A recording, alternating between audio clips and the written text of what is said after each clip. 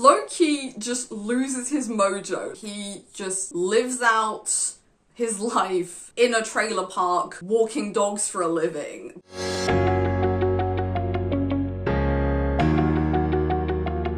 So I've had an interesting couple of weeks. There was a hornet's nest in my chimney that we had to get removed, and my house has just been invaded by gigantic spiders because October. Also thought I'd film in my bedroom for once because I've got it all nice and tidy now, and it actually looks like a bedroom and not an unholy mess because I've moved house recently. And yeah, this looks really cozy. So today's book is What If Loki Was Worthy. I want to give a big shout out to Mediarch for convincing me to read this book because this was on my TBR. I wasn't 100% sure about it. I have a lot of things on my TBR, okay, like a lot. And so thank you for that, really, because I thoroughly enjoyed this. Definitely exceeded my expectations. So this is Marvel Loki. I don't think you need to be like super well versed in Loki universe to be able to read this novel. You just need to know that he is of frost giant descent, that he was adopted by Odin Allfather, and that he has a very, very long-lasting sibling rivalry with Thor. So the book starts with Loki, assisted by another person, pulling a prank on Thor that actually leads to him being killed. And this book is about grief. It's about all the different forms of grief and how it affects people and how it affects the characters and their decisions, their actions. It's been a while since I read a book that explores grief so thoroughly. That's why I say I was very surprised by this book. I really wasn't expecting something so deep. Like, the last book I can think of was The Nemesis by S.J. Kincaid, and that was a while ago. So the gods of Asgard decide to strip Loki of his powers and exile him to Earth, where he discovers that Thor and Jane have a daughter together, and that Tony Stark is planning to get revenge on Asgard because one of his friends also died in the prank that Loki pulled.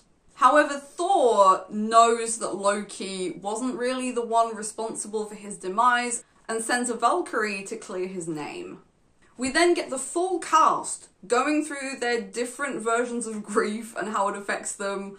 Loki just loses his mojo. Like, he no longer has any interest in scheming and plotting and taking over the world and manipulating people. He just lives out his life in a trailer park, walking dogs for a living. That is just who he is now, your random dog whisperer from the trailer park. Tony Stark creates a version of his Iron Man armor in order to get revenge and hurt those who hurt him, or that he deems responsible for hurting him.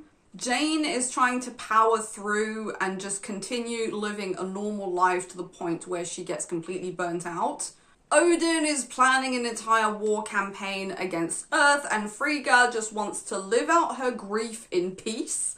I thought this book was really, really well done and well put together. Like, all the different roles of the characters and all their different motivations just very, very smoothly fall into place. Madeleine Roux did a really, really great job with this. Did I mention the book was written by Madeleine Roux? I don't think I did, but now you know. There's even a little segment on pets because Loki adopts a gecko, and obviously geckos and pets in general, with the exception possibly of parrots and tortoises / turtles, don't live as long as humans, so we are inevitably going to go through grief when we lose them, but they bring us so much joy and love that it makes it worthwhile.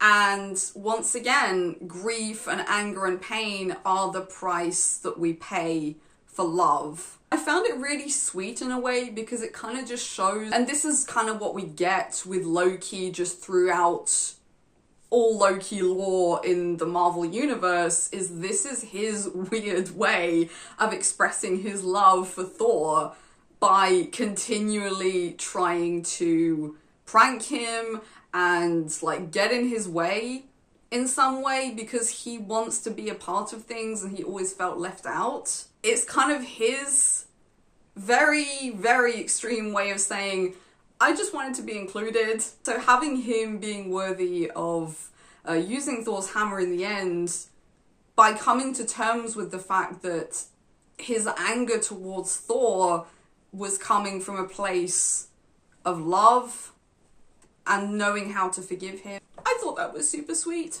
This book is also a very, very good example of how a main character's passing has just a domino effect on all the other characters. And this is what I mean when I said that I thought it was very well written and put together, because I have just read way too many books where the author is like, oh, I'm gonna kill off this character, and then it just has no effect on the rest of the book. Like, there needs to be consequences to characters passing. Like, a death is a big thing. It's a big event.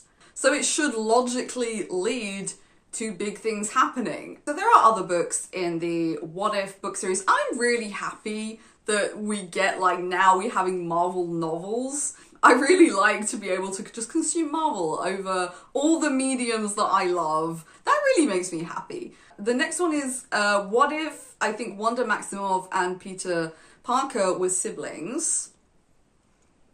Okay, tell me more. It's written by Seanan McGuire, whom I don't have a super good experience with her books.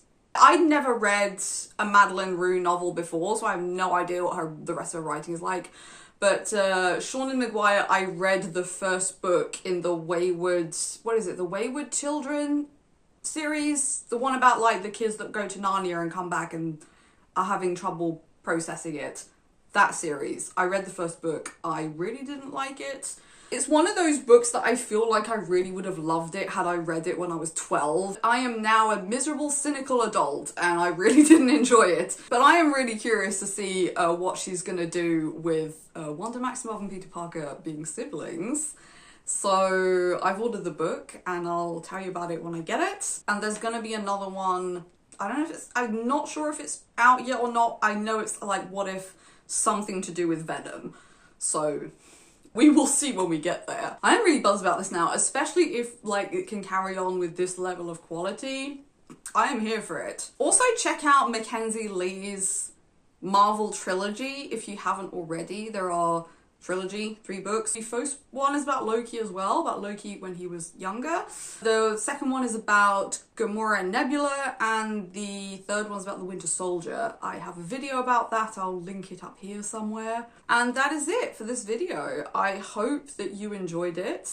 Please tell me what you thought if you've read this book. If you read any of the books that I mentioned in this video, please tell me what you thought. I would love to hear from you. In the meantime, thank you so much for watching this video. Don't hesitate to like, share, comment, and subscribe to my channel. I really appreciate it. I wish you all a good morning, afternoon, evening, night, whenever it is you're watching this video. And I'll see you all on the next one. Bye-bye.